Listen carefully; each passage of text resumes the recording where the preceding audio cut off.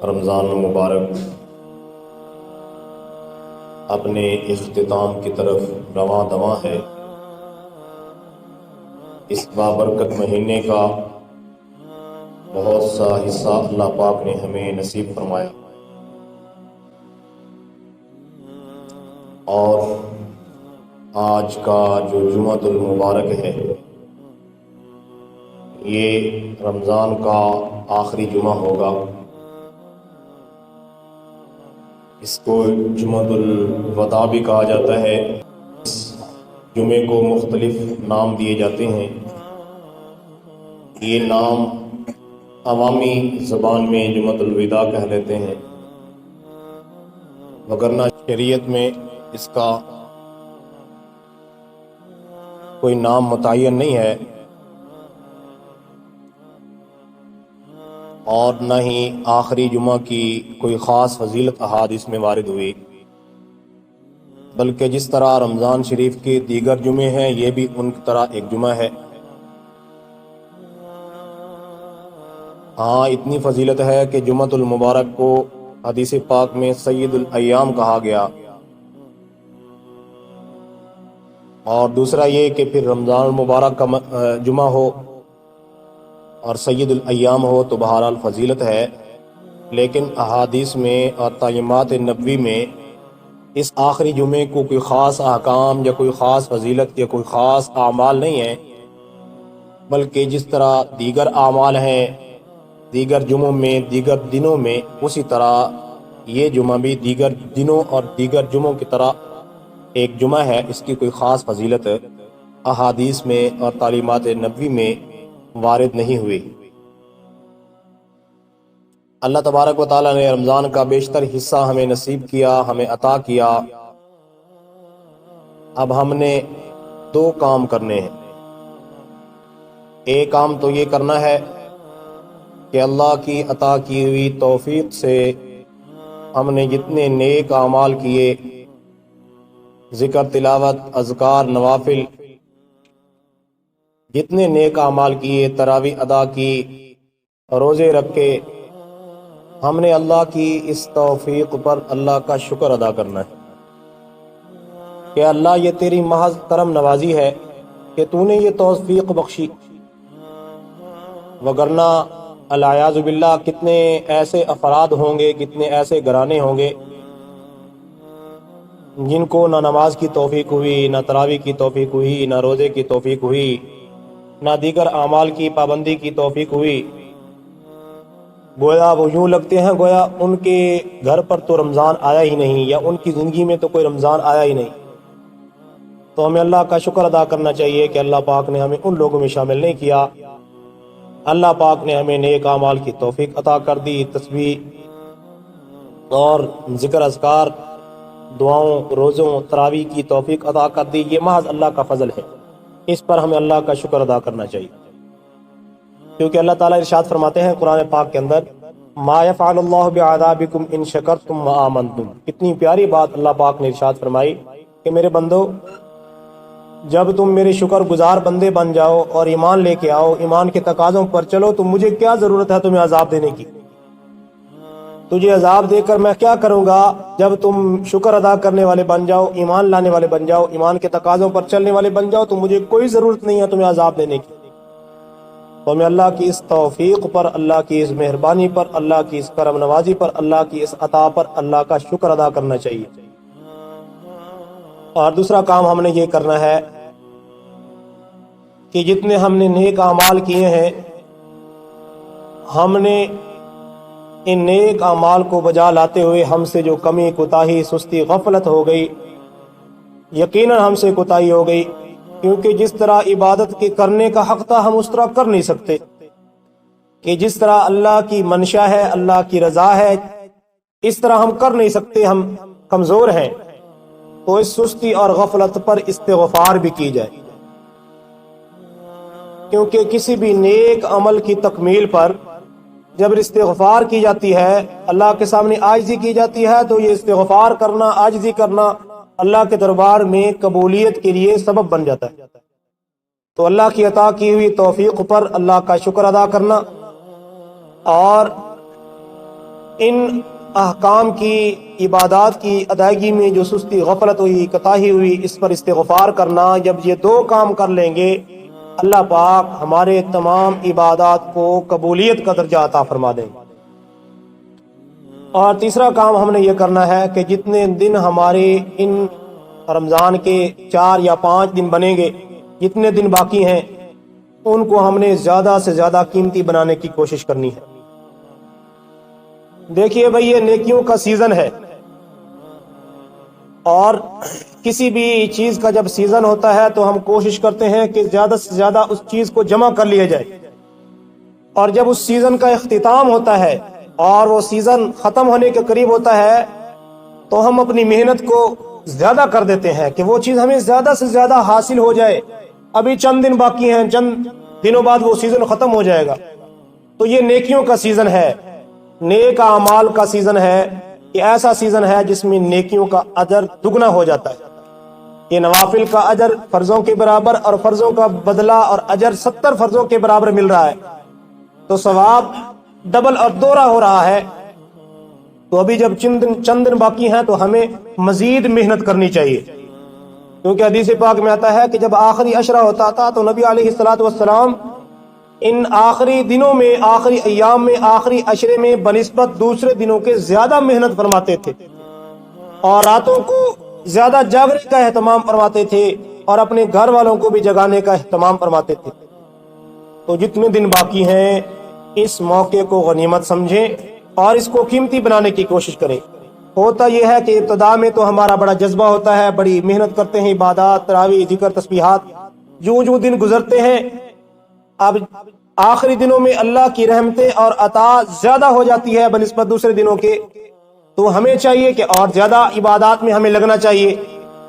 ہمارے ہاں کیا ہوتا ہے، ہم سستی اور غفلت کا مظاہرہ کر جاتے ہیں۔ حدیث پاک میں اللہ کے نبی صلی اللہ علیہ وسلم نے کیا ارشاد فرمایا؟ اس رمضان کے پورے مہینے کو آپ علیہ السلام نے 3 حصوں میں تقسیم فرمایا حدیث پاک میں، اور پہلے عشرے کو فرمایا اولہ رحمہ، پہلا حصہ رحمت پر مشتمل ہے، اور دوسرا حصہ جو ہے مغفرت کا جو ہے مغفرت پر مشتمل ہے، اور وآخرہ اتقم من النیران۔ اللہ کے نبی صلی اللہ علیہ وسلم نے فرمایا کہ اس رمضان کا آخری عشرہ اور آخری حصہ جو ہے جہنم سے آزادی کا عشرہ ہے۔ اس عشرے میں جہنم سے قیدی رہا کیے جاتے ہیں، حدیث پاک میں آتا ہے لا تعداد قیدیوں کو جہنم سے چھٹکارا دے کے مغفرت کا پروانہ عطا کیا جاتا ہے۔ تو ہمیں زیادہ محنت کرنی چاہیے، زیادہ کوشش کرنی چاہیے کہ اللہ پاک ہمیں بھی مغفرت کا پروانہ عطا کر دیں، ہمیں بھی بخشش کا پروانہ عطا کر دیں، ہمیں بھی جہنم سے چھٹکارے کا پروانہ اللہ کے دربار سے مل جائے، کہ ہم جتنی محنت کریں اللہ سے مانگیں، گڑ گڑائیں، روئیں اللہ کے سامنے۔ یہ مانگنے والا عشرہ ہے، اللہ کے سامنے گڑ گڑانے والا عشرہ ہے۔ چند دن باقی ہیں، جتنا ہو سکتا ہے اللہ کے سامنے جھولی پھیلائیں، اللہ کے سامنے گڑ گڑائیں، عاجزی کریں، آرزو کریں، کیونکہ اللہ وہ ذات ہے جس ذات کے سامنے ہم جتنی عاجزی کرتے ہیں، جتنا اپنے آپ کو گراتے ہیں، اللہ اتنا ہمیں اوپر لے جاتے ہیں۔ اللہ کے دربار میں جو مانگتا ہے وہ کبھی خالی نہیں جاتا۔ اللہ تعالیٰ فرماتے ہیں جتنا بڑا گناہگار کیوں نہیں ہے، حدیث پاک میں ہے کہ اس زمین سے آسمان تک موجود خلا اس گناہوں سے بھر دے، اور ایک مرتبہ سچے دل سے اللہ کے دربار میں کہہ دے کہ اللہ مجھے معاف کر دے، وہ اتنا غفور الرحیم ہے کہ وہ ایک بار کہنے پر، ندامت کرنے پر وہ سارے گناہ معاف کر دیتا ہے۔ وہ اتنا غفور الرحیم ہے۔ اللہ تعالیٰ فرماتے ہیں نبی عبادی انی انا الغفور الرحیم، اے میرے پیارے حبیب صلی اللہ علیہ وسلم میرے بندوں کو بتا دو میں کتنا غفور الرحیم ہوں، میرے بندوں کو بتا دو انی انا الغفور الرحیم، مجھ سے بخشش مانگو، میں بہت بخشنے والا ہوں۔ اور ایک جگہ پر فرمایا یا عبادی الذین اسرفوا علی انفسہم لا تقنطوا من رحمت اللہ، اے میرے وہ بندو، یہ نہیں فرمایا کہ جن کے کھاتے میں نیک اعمال ہیں، روزے ہیں، حج ہیں، زکوٰۃ ہیں، نمازیں ہیں، نوافل ہیں، تسبیحات ہیں، یہ نہیں فرمایا، بلکہ وہ فرمایا کہ اے میرے وہ بندو جنہوں نے گناہ کر کر کے، خطائیں کر کر کے، معصیت کر کر کے اپنے اوپر ظلم کر لیا ہے، اپنی جامنوں پر ظلم کر لیا ہے، لا تقنطوا من رحمت اللہ، میری رحمت سے تم نے مایوس نہیں ہونا، اللہ کی رحمت سے مایوس نہیں ہونا۔ لہذا یہ مانگنے کا اللہ سے، اللہ کے سامنے رونے دھونے کے دن ہیں، چند دن باقی ہیں، ہمیں چاہیے کہ ان کو قیمتی بنا لیں، اللہ کو منا لیں، اللہ کو خوش کر لیں، اللہ کو راضی کر لیں، ان اوقات کو غنیمت سمجھیں۔ کیا خبر آئندہ رمضان ہماری زندگی میں ہے یا نہیں؟ کتنے ہمارے عزیز دوست احباب جاننے والے جو پچھلے رمضان میں ہمارے ساتھ تھے لیکن اب نہیں ہے، تو ہماری زندگی کا کیا پتا؟ جی اگلا رمضان ہمیں نصیب ہو یا نہ ہو، اللہ سے مانگ لیں، اللہ کو منا لیں، اللہ کو راضی کر لیں۔ اللہ کی بخشش کے دروازے 24 گھنٹے اس مہینے میں کھلے ہوتے ہیں۔ عام دنوں میں تہجد کے وقت اللہ کی بخشش کا اعلان ہوتا ہے، لیکن رمضان مبارک وہ بابرکت مہینہ ہے کہ 24 گھنٹے اللہ کی رحمت کے دروازے کھلے رہتے ہیں، اللہ کی بخشش کے دروازے کھلے رہتے ہیں۔ خصوصی اللہ کی رحمتوں کے دروازے، اللہ کی رحمتیں بندوں پر بارش کی طرح اترتی ہیں، تو ان لمحات کو قیمتی بنائیں۔ رمضان المبارک کے جہاں دیگر اعمال ہیں، ان اعمال کی طرح ایک عمل جو ایمان والوں کی ذمہ ہے، جس کی ادائیگی ذمہ ہے، وہ صدقۃ الفطر ہے۔ صدقۃ الفطر، فطر کا معنی ہوتا ہے روزہ کھولنا یا روزے کا ختم ہو جانا۔ اب اس کا مفہوم کیا بنے گا کہ وہ صدقہ کہ جو روزوں کے اختتام پر، روزوں کے ختم ہونے پر ادا کیا جاتا ہے، اس کو صدقۃ الفطر کہا جاتا ہے۔ اس کی شرعی حیثیت یہ ہے کہ یہ مسلمانوں کے ذمے، ہر مسلمان کے ذمے اس کی ادائیگی واجب ہے۔ حدیث پاک میں آتا ہے، اللہ کے نبی صلی اللہ علیہ وسلم کا فرمان کہ اللہ تعالیٰ نے فرض اللہ زکوٰۃ الفطری، اللہ پاک نے صدقہ فطر تمہارے ذمہ لازم کیا ہے۔ اور اس حدیث پاک میں دو حکمتیں اللہ کے نبی صلی اللہ علیہ وسلم نے بیان فرمائی۔ ایک حکمت یہ ہے کہ طہرۃ للصائم من اللغو والرفث وطعمۃ للمساکین، ایک حکمت یہ ہے کہ روزے کی حالت میں رمضان گزارتے ہوئے انسان سے جو خطائیں، جو کوتاہی یا لغو بات زبان سے نکل گئی، جو روزے کی شان کے منافی تھی، کیونکہ روزہ صرف کھانے پینے سے رکنے کا نام نہیں ہے، زبان کا بھی روزہ ہے، آنکھ کا بھی روزہ ہے، دل و دماغ کا بھی روزہ ہے، یہ سارے اعضاء کا روزہ ہے۔ تو روزے کی حالت میں ہم سے، ہماری آنکھوں سے جو خطا ہو گئی، ہماری زبان سے جو خطا ہو گئی، ہماری زبان سے جو فحش گوئی ہو گئی، اللہ کے نبی صلی اللہ علیہ وسلم فرماتے ہیں یہ صدقہ فطر تمہارے ان لغزشوں کا کفارہ بن جائے گا۔ اور دوسری حکمت اللہ کے نبی صلی اللہ علیہ وسلم نے بیان فرمائی، وطعمۃ للمساکین، صدقہ فطر جب تم مسکینوں کو، مستحقین کو، غرباء کو، مساکین کو ادا کرو گے تو ان کے لیے تعاون کا، ان کے لیے ذریعہ بن جائے گا، کھانے پینے کا ان کے لیے سبب بن جائے گا، ذریعہ بن جائے گا۔ اور اس کے وقت کی ادائیگی کے متعلق اللہ کے نبی صلی اللہ علیہ وسلم نے ارشاد فرمایا، من اداہا قبل الصلاۃ فہی زکوۃ مقبولہ، جس نے عید الفطر کی نماز کی ادائیگی سے پہلے اس کو ادا کر لیا تو یہ اللہ کے ہاں مقبول صدقے کا اجر اس کو عطا کیا جائے گا۔ اور فرمایا ومن اداہا بعد الصلاۃ فہی صدقۃ، یہ جو ہے اگر اس نے نماز کی ادائیگی، عید کی نماز کی ادائیگی کے بعد اس کو ادا کیا تو پھر یہ اس کو وہ قبولیت، زیادہ جو اجر ملنا چاہیے تھا وہ تو نہیں ملے گا، لیکن اس کا صدقہ ادا ہو جائے گا، کیونکہ اس کی جو شرعی حیثیت ہے وہ یہ ہے کہ صدقہ فطر کی ادائیگی واجب ہے۔ حدیث پاک میں آتا ہے، اللہ کے نبی صلی اللہ علیہ وسلم نے ارشاد فرمایا، حضرت عبداللہ بن عمر رضی اللہ تعالی عنہما کی روایت،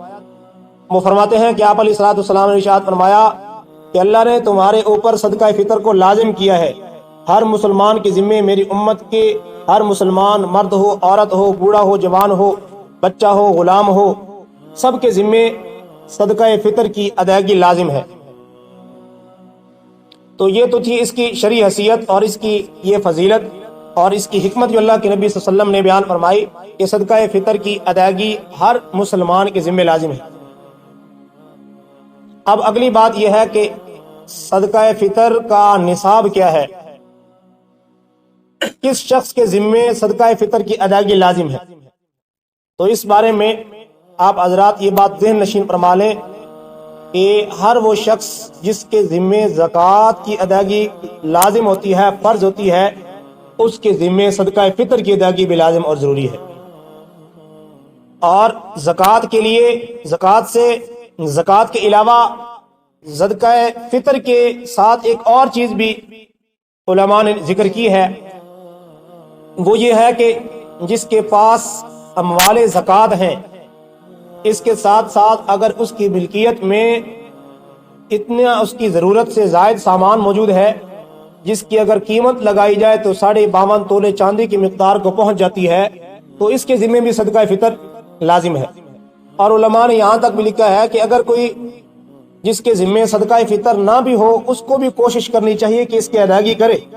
ہاں اگر کوئی بہت زیادہ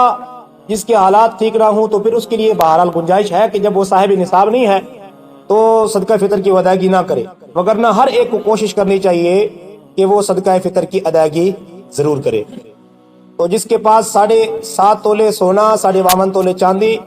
یا نقدی مال اس کے پاس موجود ہے، یا مال تجارت اتنا موجود ہے کہ 52.5 تولے چاندی کی مقدار کو وہ قیمت پہنچ جاتی ہے،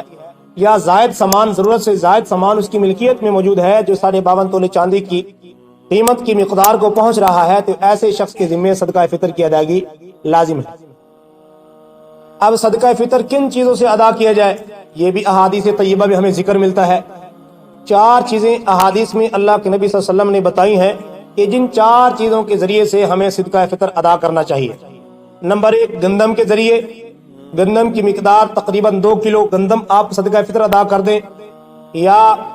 اس کی قیمت صدقہ فطر ادا کر دیں تو آپ کا صدقہ فطر ادا ہو جائے گا۔ اسی طرح احادیث میں جو کا ذکر ملتا ہے، کشمش کا ذکر ملتا ہے، اور اسی طرح کھجور کا ذکر ملتا ہے۔ ان تینوں کی جو مقدار ہے وہ تقریباً 3.5 کلو کے حساب سے آپ یہ چیزیں، یہ جنس اگر دیتے ہیں تو تب بھی آپ کا صدقہ فطر ادا ہو جائے گا۔ اگر ان چیزوں کی آپ قیمت دیتے ہیں تب بھی صدقہ فطر ادا ہو جائے گا۔ تو یہ 4 چیزیں عام طور پہ یہ سمجھا جاتا ہے کہ صرف گندم سے صدقہ فطر ادا کیا جائے، تو یہ 4 چیزیں ہیں۔ یہ شریعت نے وسعت رکھی ہے کہ جتنا جس کے پاس وسعت ہے، جو زیادہ جس کی جیب اس کو اجازت دیتی ہے، تو اس کو چاہیے کہ جو زیادہ قیمت والی چیز ہے اس حساب سے صدقہ فطر ادا کرے۔ یہ تو نہیں ہے بھائی جیسے نماز کی ادائیگی کے لیے، نماز یاد کرانے کے لیے کہا جاتا ہے بھی سورۃ فاتحہ کے بعد قل هو اللہ یاد کر لے، تو اب یہ ضروری نہیں ہے کہ آپ صرف قل هو اللہ ہی پڑھیں، آپ کو دوسری صورتیں بھی پڑھنی چاہیے۔ یہ تو آخری درجہ ہے کہ قل هو اللہ یاد کرنا آسان ہے اس لیے کہ یہ یاد کر لیا جائے، وگرنہ تو ہر رکعت میں الگ صورت پڑھنی چاہیے۔ تو اسی طرح یہ لازم نہیں ہے کہ آپ صرف گندم سے صدقہ فطر ادا کریں۔ اگر اللہ نے وسعت دی ہے، اللہ پاک نے گنجائش دی ہے، تو پھر جو زیادہ قیمت والی چیزیں ہیں، زیادہ مقدار والی چیزیں ہیں، ان سے صدقہ فطر ادا کیے جائے تاکہ غرباء مساکین کا زیادہ سے زیادہ فائدہ ہو۔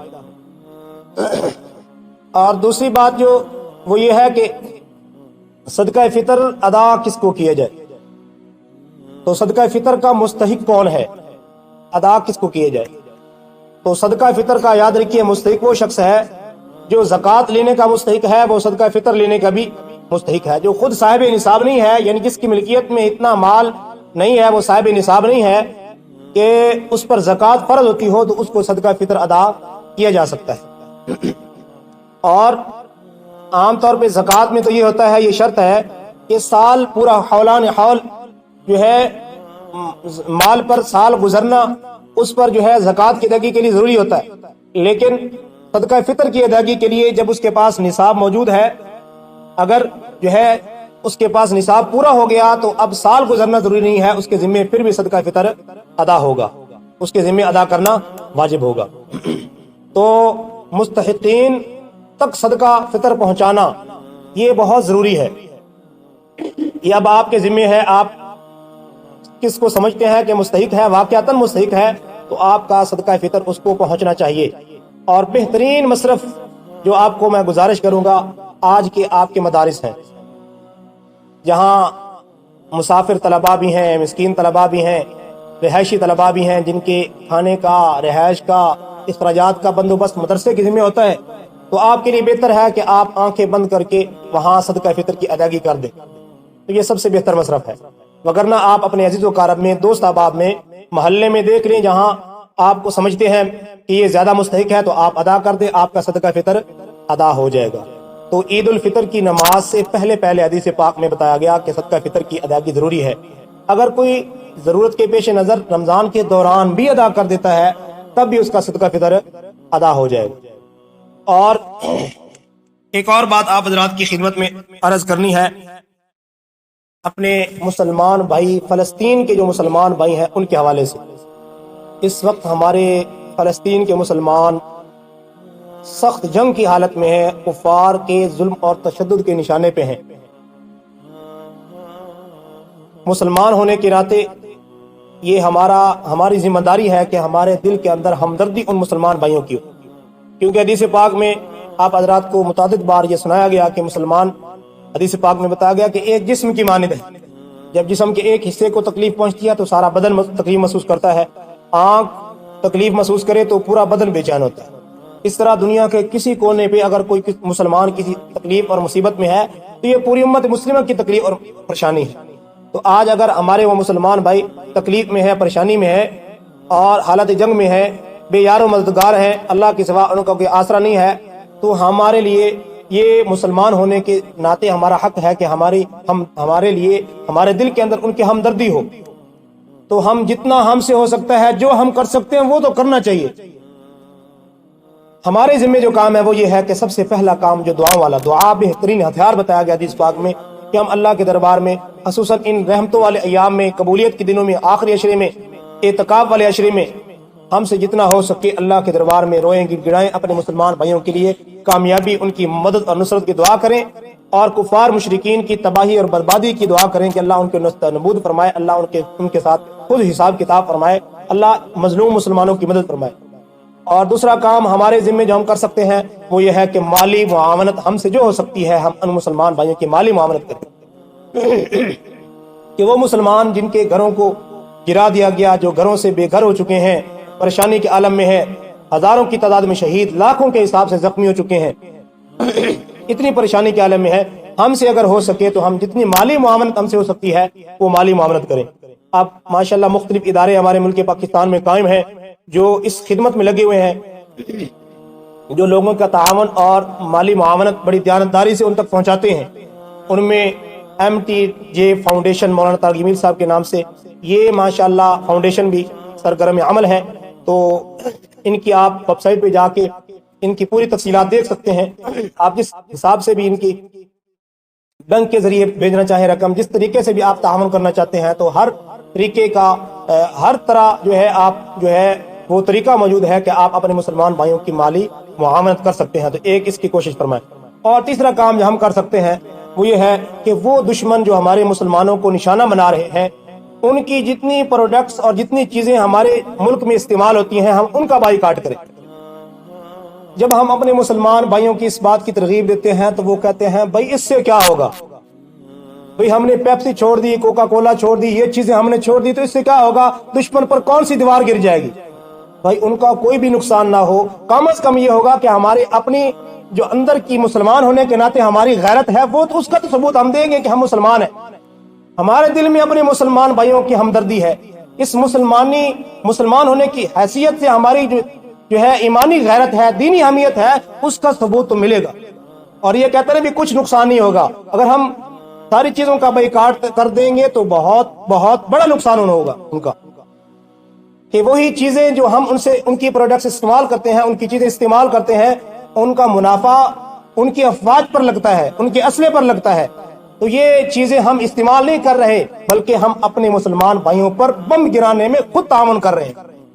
تو یہ تین کام ہم کر لیں، دعاؤں کا اہتمام کریں، مالی معاونت جتنی ہم سے ہو سکے کریں، اور جتنی ان کی مصنوعات ہیں، پروڈکٹس ہیں، جتنا ہم سے ہو سکتا ہے اس کا بائیکاٹ کریں۔ اور بھائی کیا ہو جائے گا اگر وہ چیزیں ہم نے استعمال نہ کی،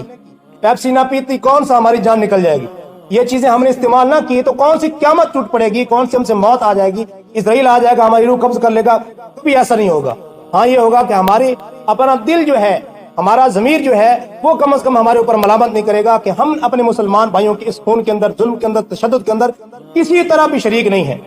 تو اس بات کا اہتمام کریں۔